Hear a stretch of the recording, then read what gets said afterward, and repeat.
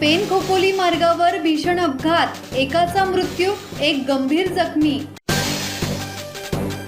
Pen Khopoli मार्गावरील भोगावती नदीजवळील हनुमान मंदिर परिसरात दुर्दैवी अपघात घडला असून या घटनेत एकाचा मृत्यू झाला तर एक जण गंभीर जखमी झाला आहे।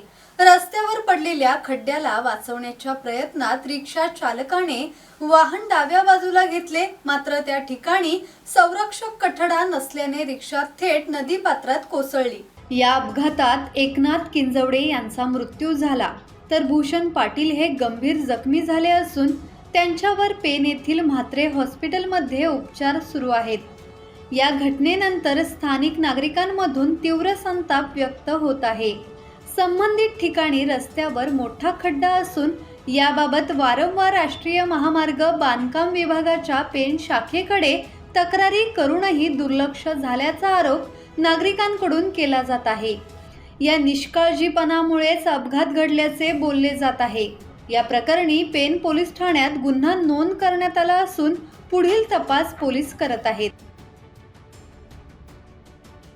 किरण बांधणकर, संवाद मराठी लाईव्ह, पेन।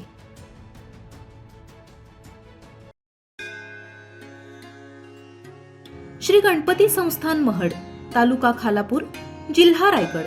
श्री वरद विनायकाच्या भक्तांसाठी भक्त निवासाची सोय, स्वच्छता आणि 24 तास गरम पाणी, सीसीटीव्हीची नजर।